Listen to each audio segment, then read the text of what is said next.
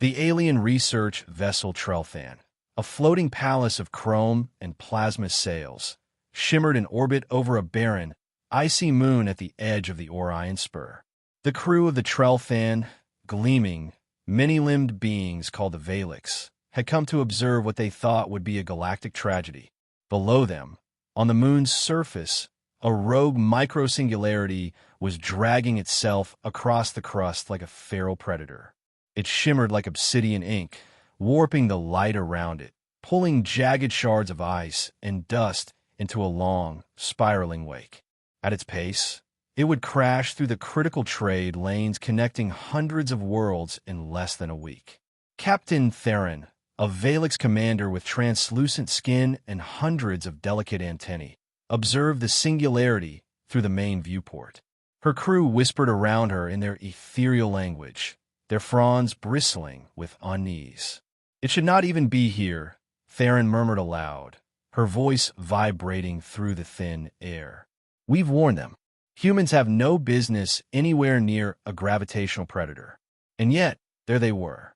On the moon's surface below, a dozen figures in weathered suits, patched and clunky compared to the sleek Valix, moved purposefully, almost lazily. Humans. Their boots crunched through the ice as they trudged in wide arcs around the singularity, trailing behind them spools of some strange glowing filament. The Valix crew watched, transfixed, as the humans unfurled what looked like simple ropes into the air, tossing them casually and planting their ends in the ground, forming a kind of circular corral. One of the humans, a tall, broad-shouldered figure in a battered white suit, lifted something to his lips. The Valix expected a communicator. Instead, a high-pitched trill cut through the silence. A whistle. The singularity flinched. The Valix gasped. A singularity flinched. It was impossible. They were supposed to be blind to anything but mass and spin. The human whistled again, and his companions began to move in unison, pulling on the luminous lines as though they were nothing more than reins. The black orb began to shift direction, drawn inexorably toward the center of the corral. At one point it bucked and darted sideways, trying to escape, but a smaller human, quick as a photon, darted in front of it and planted a rod of shimmering metal in its path. The singularity stopped cold. "By the ancestors," Theron hissed. On the moon's surface, the humans worked wordlessly, as if this were routine. They tightened the circle of graviton ropes, and the singularity, now visibly shrinking, its fury contained, finally settled into a kind of quiet spin in the center of the corral. The lead human removed his helmet. A mop of gray hair spilled out, and his face was weathered like an old canyon, creased by years and cold wind. He gave a sharp nod to the others, who began securing the ropes to stakes, whistling softly, almost fondly, to the tiny black hole as though it were a stubborn calf. "It is tamed," one of Theron's crew whispered. They tamed it. That could not stand unanswered. Theron ordered the shuttle prepped. When the Valix shuttle landed, the humans didn't even look up. They were busy inspecting the corral, testing the tension of the ropes, and making notes on clipboards. The singularity spun obediently in the center of its pen, making little sighing noises as it folded space in harmless curls. Theron descended first, flanked by her aides. The icy wind bit at her translucent skin, but she ignored it, stepping deliberately toward the tall human who seemed to be in charge. He finally noticed them as she approached, straightening up with a smile. His eyes, gray calm, met hers without fear. "You'll want to keep your distance, ma'am," he said, gesturing casually toward the pen. "She's calmed down now, but she might get jumpy if strangers get too close." Theron bristled. "She? I am Captain Theron of the Valix Exploration Fleet," she announced. What exactly do you think you're doing?" The human wiped his hands on his suit and extended one, as though they were meeting at a market stall. Theron stared at it blankly. He chuckled and withdrew it. "Name's Tom Ryman," he said. "We're shepherds." Theron's fronds twitched. "Shepherds?" Tom squinted at her, clearly puzzled by her confusion. "Yeah, herding, corralling, keeping the young UNS from running off cliffs, that sort of thing." He jerked his thumb toward the pen. "Same idea here." We spotted her straying a few light years back. Figure we'd better bring her home before she hurt herself or someone else." Theron's aides whispered in disbelief. One even dropped their data tablet in the snow. "You are hurting black holes?" Theron asked, each word cracking like ice. Tom frowned slightly, as though the question itself was strange. "Well, sure. Can't just let him wander. Dangerous creatures. But they got their own kind of logic to him if you pay attention. You can guide him if you know how." Theron stared at the glowing ropes, the humans, the impossibly contained singularity. "No," she said flatly. "You cannot guide them. Singularities follow nothing but the laws of gravity and entropy." Tom chuckled again, a dry, rasping sound. "Sounds like cattle to me." Theron watched as another human, a woman this time, climbed up on a ridge to the side, pulling out a long, curved rod that shimmered faintly in the alien light. She blew into it, sending out another strange trill. The singularity obediently edged backward, then spun lazily in place. "You see," Tom said softly, "they don't listen to your machines because you treat them like equations. But they listen if you treat them like critters. You give them respect. You don't pull too hard or too fast. You give him space, you watch the lead one, and the rest follow." Theron struggled for words. "You, how could you possibly? This is technology we have yet to master." Tom shook his head. "Ain't technology, just knowing the beast. My granddad used to say you don't break a horse. You convince it you're going the same way." Behind him, his team laughed softly at some private joke. When the humans finally loaded the singularity into a containment vessel, little more than a massive glassy sphere attached to the ropes, they whistled in unison, and the tiny anomaly spun once in a circle before settling, docile, at the center. Tom patted the vessel like a prize bull. "You're welcome to watch us work, Captain," he offered as his team began packing up. "But if you try to replicate it with one of your fancy gadgets, you'll just spook him. Gotta feel him, not calculate him." Theron stood frozen as the humans trudged back to their ship, leaving behind only faint footprints and the soft, metallic echo of their whistles. As the human shuttle lifted off and vanished into the black, Theron turned to her crew. Their fronds quivered, unable to meet her gaze. One of them whispered what they were all thinking. They heard it a black hole, like it was a calf. Theron glanced at the empty corral one last time, the faint hum of warped space still echoing in the air, and muttered, "What are these humans?" The holorecord began with a crackle. In the archive chamber of the Valix Council, a projection flared to life. Rough footage, filmed centuries earlier on a human colony world called Aurelius III. The barren plain stretched endless beneath a sky split by twin suns. Wind whistled over rock and sand, carrying the faint clang of metal and the low hum of energy fields. The footage zoomed in on a family of humans, no more than 10 of them, standing on the lip of a canyon. They wore patched suits and wide-brimmed hats, their faces shaded by visors. At their feet was a corral of graviton rope much like the one the Valix had seen recently on the moon, though this one held nothing so exotic as a singularity. Instead, it held a storm. It roiled and snarled within its pen, a chaotic knot of charged particles and erratic magnetic fields, swirling like a furious beast. But the humans watched it without fear. One of them, a boy no older than 10, leaned casually on the rope and blew a piercing whistle. The storm paused, then coiled in on itself, quieting. Watching this from the archive chamber centuries later, Captain Theron felt her antennae curl tighter in astonishment. Humans had been spreading into the stars for only 2 centuries when they found themselves on worlds too strange for their machines. Aurelius III was one such world, a planet with chaotic magnetic tides that shredded most navigation equipment and shorted out drones. Early colonists discovered that entire herds of charged particle storms would migrate across the plains, following rhythms that defied calculation. For most species, it was uninhabitable, but the humans stayed. At first, they suffered. The storms shredded their habitats and pulled ships out of orbit. Their tech failed repeatedly, but the humans, stubborn, patient, refused to leave. They began to notice patterns, however faint, how the storms gathered at dawn at certain rocks, how they avoided valleys, how they responded to sound vibrations in the air. They began to treat the storms like animals.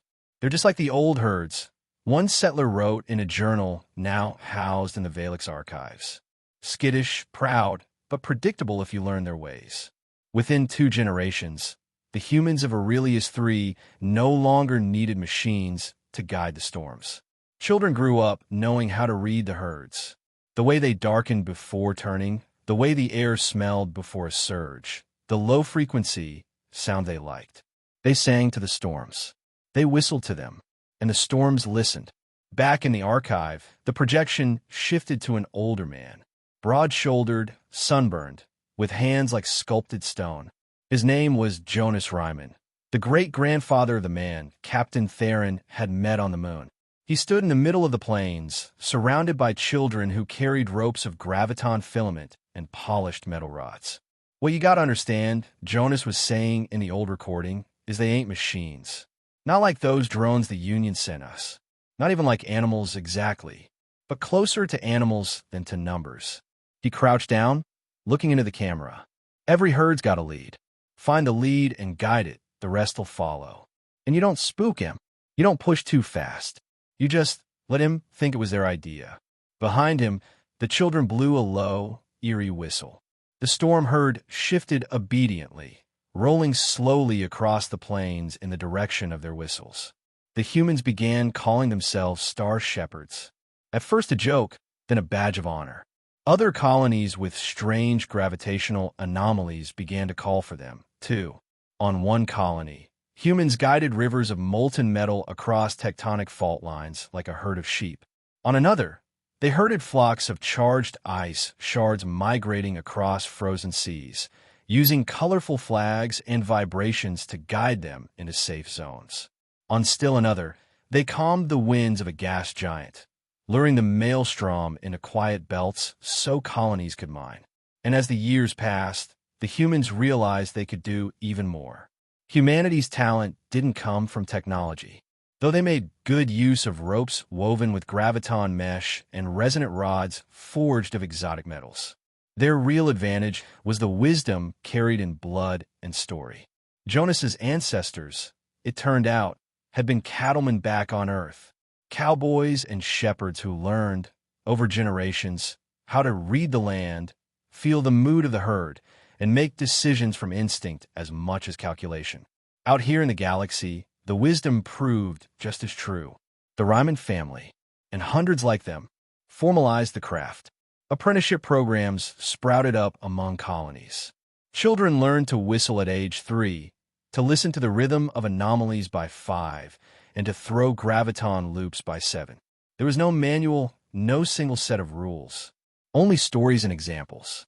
A favorite among the children was the story of Ella Riemann, who at 14 redirected a runaway neutron eddy into a safe orbit by singing to it for 3 straight hours, collapsing from exhaustion only after it nestled docilely into its new path. Humans even held annual festivals where different shepherd families would show off their techniques, guiding storms into dazzling spirals of light, weaving nebulae into intricate patterns, or splitting apart brawling black hole twins. At first, the galaxy mocked them. Other species, the Valix among them, believed singularities and storms were purely mechanical phenomena to be managed by ever more sophisticated machines. The idea that humans could do it by hand, and worse by instinct, was laughable. But over time, ridicule turned to curiosity, and then awe. When Valix machines failed during the marauder storms of Taith 9, it was humans who rode in, whistling, with their ropes and crooks and quiet confidence. The entire storm belt was guided safely into a polar orbit.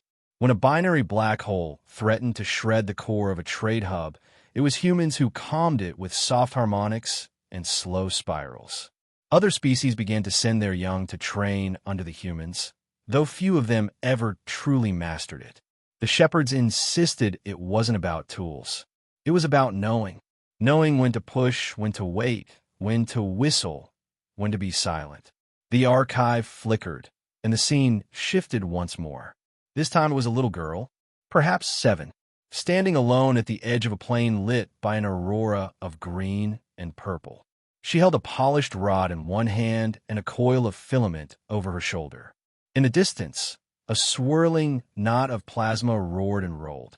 She waited patiently, watching it, then took a slow breath and gave a single whistle. High and clear. The plasma stilled, then began to drift toward her. She glanced over her shoulder at the camera and grinned. Captain Theron turned away from the archive, her fronds trembling faintly. Humans didn't see the galaxy the way others did. Where the Valix saw chaos, humans saw patterns. Where others saw danger, humans saw a pasture. They moved through the galaxy not as conquerors, nor as scientists, but as caretakers, whistling to the stars, treating black holes and storms as creatures to be respected rather than controlled. And somehow, impossibly, it worked. On the distant plains of Aurelius III, the winds still carried the sound of whistles and laughter. And out in the dark between the stars, young shepherds still walked, with rope, crook, and quiet confidence, turning the galaxy into their pasture. The Valix High Council chamber was in chaos. A great storm of shimmering light flooded the room, each alien frond and antennae twitching as news of the disaster arrived in jagged waves. Captain Theron stood at the center of it all, her normally graceful poise replaced by sharp, impatient movements. The report in her trembling hands was unthinkable. A cluster of 13 microsingularities, previously stable in a remote star nursery, had destabilized simultaneously. They were careening toward Racklein Station, the beating heart of a thriving trade nexus where billions of beings lived and worked. The singularities, once thought to be as docile as stones, were now described in the report as a stampede. That word had come from the humans. Theron clung to it because nothing else fit.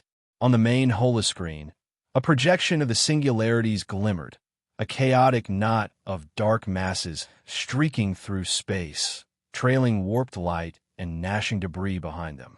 They churned, collided, then broke apart and reformed, as if driven by some furious instinct. The usual Valix solutions had already been attempted and failed. Automated containment fields, overloaded and shredded. Mass cancellation arrays, torn apart before they could even stabilize. Even the great interstellar tow drones had been swallowed whole. And now, the singularities had picked up speed, dragging with them massive streams of ionized gas and ice, sweeping moons out of orbit as they passed. Observers had reported the destruction of a small colony world en route. The galaxy watched in horror. At this rate, Racklein Station would be obliterated in less than 30 hours. Theron had resisted the idea at first. The Valix were proud. Their technology was unmatched, their understanding of physics vast. But watching the herd of black holes thrash and tear through space like a maddened beast, she knew this wasn't something numbers could solve. It was instinct. It was animal. And there was only one species in the galaxy that treated singularities as animals. When the humans came, they did not come in gleaming warships. They arrived in a small flotilla of battered freighters and modified colony haulers, their hulls painted with strange glyphs and their engines sputtering faint trails of light. The lead ship, a massive old vessel called the Prairie Wind, broadcast no grand announcement, just a short transmission. "We hear you've got a stampede. We're here to help." And that was it. The humans disembarked into the Valix Command Center looking more like ranch hands and saviors. They wore sturdy suits with patches on the knees and wide-brimmed hats that didn't seem to serve any purpose in space. Coils of glowing rope hung from their belts, and every one of them carried the signature shepherd's crook, polished, curved rods tuned to emit resonance waves. At their head was Tom Ryman. Theron recognized him immediately from the moon months ago. He nodded politely and spat into a handkerchief before speaking. "Mornin'. So, which way'd they go?" Theron stared at him, incredulous. "These are black holes, human. Singularities." Tom raised a hand gently, cutting her off. "Ma'am, I know what they are. I asked which way they went." Tom and his team pored over the holographic projection. They murmured among themselves, pointing out subtle movements Theron couldn't comprehend. "See that one?" Tom said, tapping at the lead singularity on the holoscreen. "That's your lead cow, the big mama." She spooked at something, bolted, and the rest followed. Theron bristled. "They're not cows." Tom tilted his head, smiling faintly. "Then why are they acting like one?" He traced the path of the lead singularity. "She's scared. Something scared her good. Maybe one of your machines hummed at the wrong pitch. Maybe something else. But she's running blind and fast, and the rest just want to keep up." He gestured toward the rest of the humans, who were already stringing graviton ropes, checking resonance settings, and tuning their whistles. "Good news is," Tom continued, "once we turn the lead back toward safe pasture, the rest will follow." "And if they don't?" Theron asked. Tom grinned, his teeth white against sunburned skin. "They always do." The human flotilla launched with quiet efficiency. Theron rode aboard the Prairie Wind, standing on the bridge as the herd of singularities grew larger on the view screen. Even at this distance, she could feel the pull of their gravity, see the way stars warped around them, how debris spun in wide arcs. The herd was wild, unlike anything she had ever seen, but the humans didn't seem afraid. Tom stood at the rail, whistling softly to himself as the crew prepared. "Ready ropes?" he called. "Ready," his team echoed. "Resonators tuned?" "Done." "Crooks charged?" "Charged." Then he turned to Theron and gave her a little shrug. "All right, ma'am. Time to bring him home." The humans split into teams, forming a wide crescent around the stampede. The lead singularity was enormous now, a dark orb that churned with a strange rhythm. It spun faster and faster, pulling its companions in a spiraling chaos. Tom gave a low whistle. The sound cut through the void like a knife. The humans began their work. Whistles and harmonic notes filled the comms, each one tuned to resonate with a specific singularity. One team moved left, throwing glowing ropes that arced through space, catching on the gravitational eddies like lassos. Another team darted forward, planting anchor rods that shimmered and pulsed with light. Bit by bit, the herd began to slow. The lead singularity bucked and spun, throwing off streams of debris, but Tom stood his ground, crook raised high.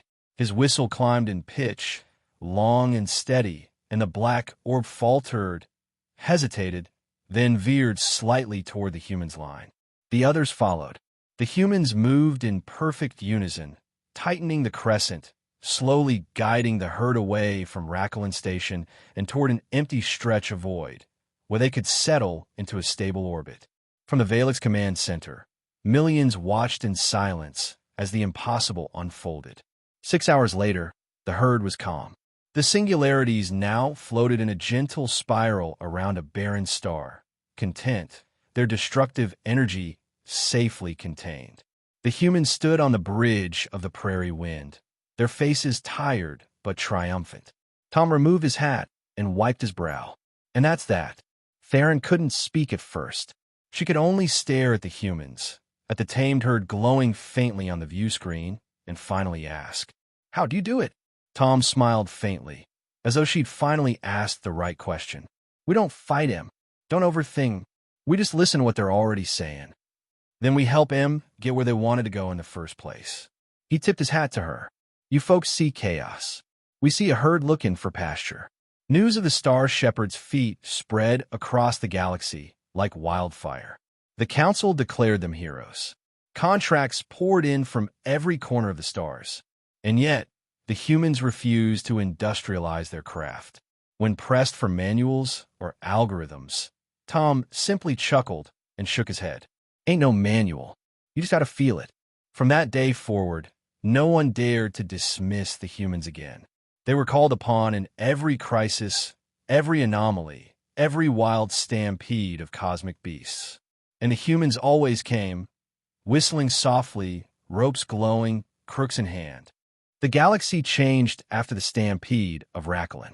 For centuries, humanity had been dismissed as a quaint, stubborn, backward species, scrappy but irrelevant in the grand schemes of interstellar civilization. But now, everyone watched them. The footage of Tom Ryman and his shepherds whistling at a herd of rogue singularities, corralling them as though they were nothing more than a flock of sheep, became the most viewed transmission in galactic history. To many, it was inspiring. To some, it was infuriating.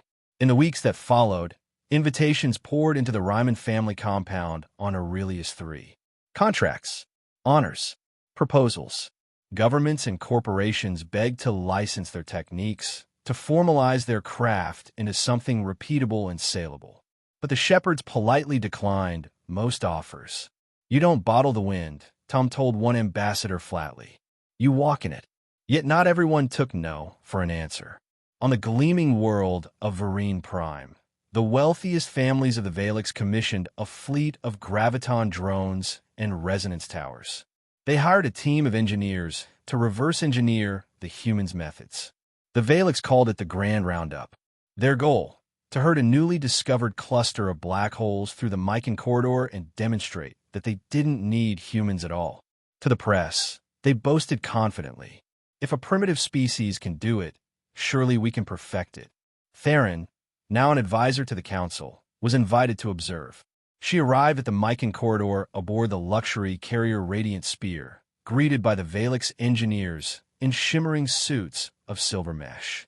The corridor itself stretched like a gaping wound through space.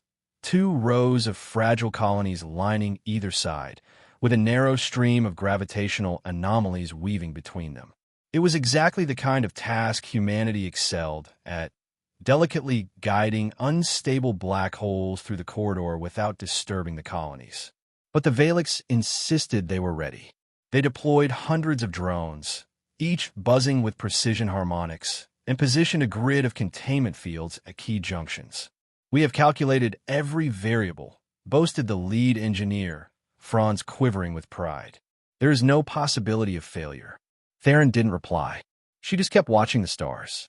At first, the operation seemed to go smoothly. The black holes emerged from the distant void like a stately caravan, pulled into line by the magnetic lattice the Valix had prepared. The drones zipped about, singing in perfect harmony. The graviton ropes held taut between the containment pylons. For a moment, the galaxy seemed to hold its breath. Then the lead black hole stopped. It paused in mid-course, spinning faster, and gave a sudden, violent lurch. The others behind it followed suit, breaking formation. The carefully constructed grid of drones and fields started to buckle. "Compensate," shouted the engineer. "Increase field strength." But the machines couldn't adapt fast enough. The black holes slammed into the pylons, snapping graviton lines like spider silk. Drones spun out of control, crushed by invisible forces. The grid collapsed in a matter of minutes. What followed was chaos. The black holes scattered in every direction, one smashing into an uninhabited moon, another tearing through the edge of a colony's power field. 2 others began circling each other, drawing nearer and nearer in a violent gravitational dance. Theron watched silently as the Valix screamed orders, trying in vain to regain control.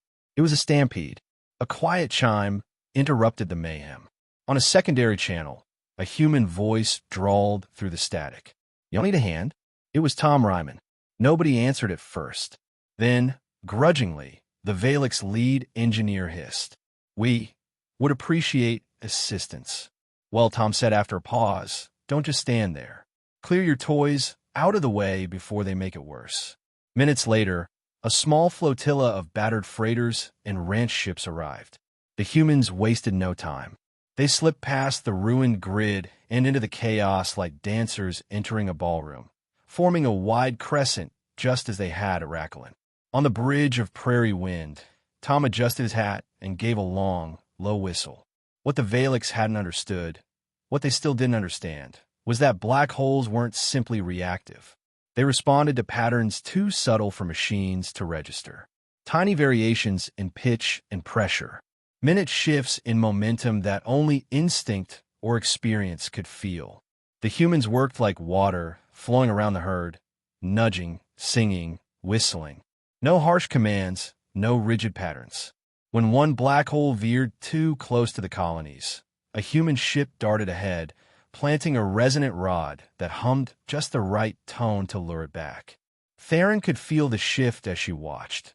The herd slowed, settled, and began to follow the humans' lead. One by one, the humans guided them safely through the corridor, coaxing even the unruly pair of black holes into orbit around a quiet star at the corridor's end. When it was over, the humans stood at the rail of their ships, quiet and calm, while the Valix stared in silent humiliation.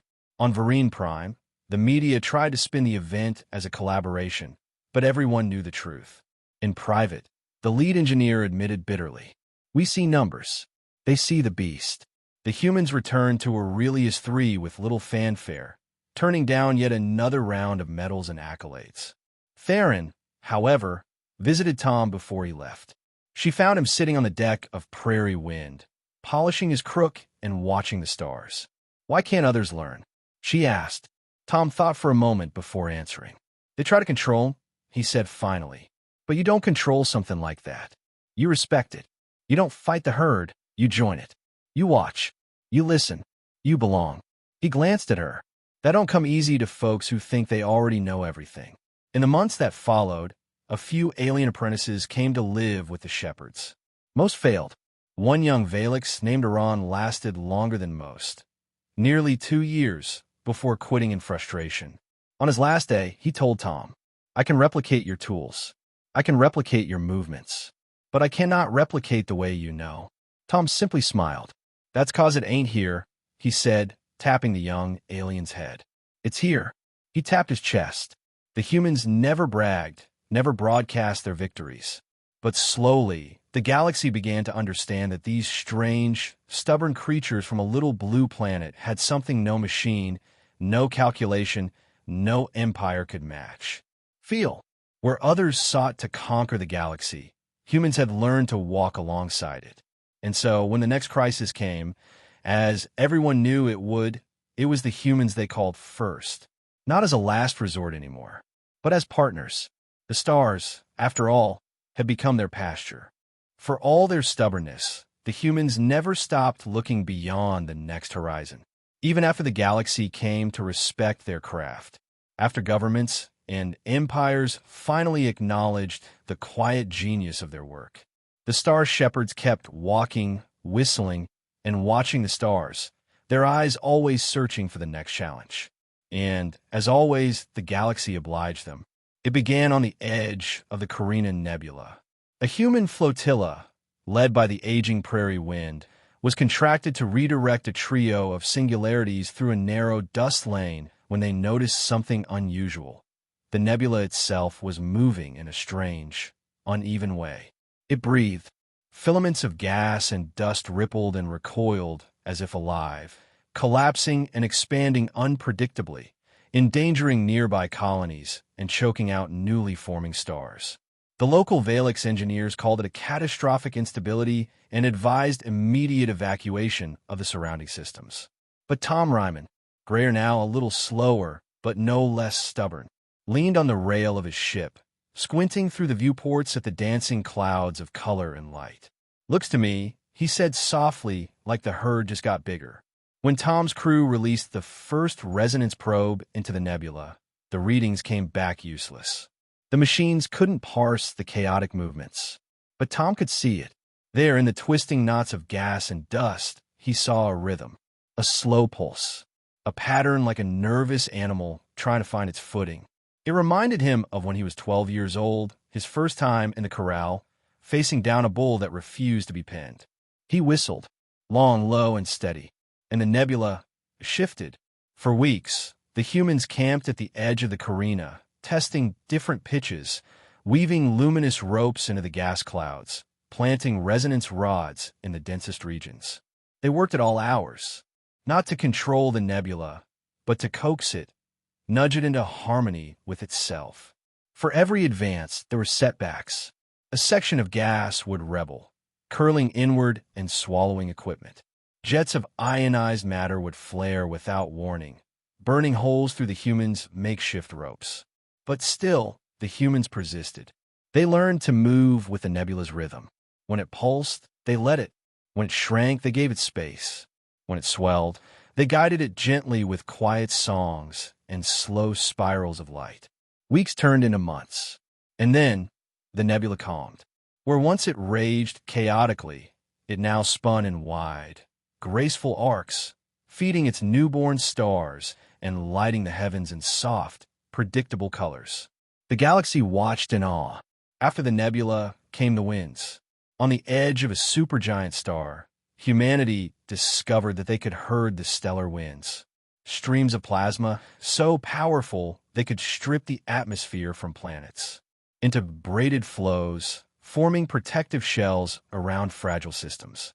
After the winds came the comets, vast flocks of icy bodies tumbling through the void, seemingly mindless and dangerous, became graceful ribbons of light under the star shepherd's care, redirected to seed barren worlds with water. And then came the most ambitious challenge yet. In the galactic core, a strange current of dark matter flowed invisibly between clusters of stars. To most species, it was an unobservable mystery, something inferred only through faint gravitational effects. But to the humans, it was just another river to cross. Tom and his crew set up camp at the edge of the core, their old ships battered and humming faintly with energy. They stood at the threshold of a force older than galaxies, so powerful it could warp reality itself. The humans watched it quietly, listening to its song, just as they had listened to the storms and singularities. And then they began to work. Tom didn't live to see the river fully tamed. He passed quietly in his sleep one night aboard Prairie Wind, his hat resting on his chest, his crook by his side. At his funeral, held on the surface of Aurelius III beneath the twin suns, shepherds from every corner of the galaxy gathered to pay their respects. Even the Valix came, awkwardly, solemnly, to honor the man who had taught them humility. His granddaughter, a young woman named Lila Ryman, stood at the edge of the crowd. In her hands, she held her grandfather's crook. Later, back on the Prairie Wind, she ran her fingers along the polished wood, feeling the worn grooves where his hands had rested. And she whistled. The river responded. In time, humanity's work became more than emergency calls and quiet contracts. They began reshaping the very face of the galaxy, not to dominate, not to exploit, but to care for it, to tend it like a vast, living pasture. They guided nebulae into graceful spirals that birthed stable stars. They braided stellar winds to form protective cocoons around fragile planets. They lured comets into thirsty worlds, bringing oceans to barren rocks.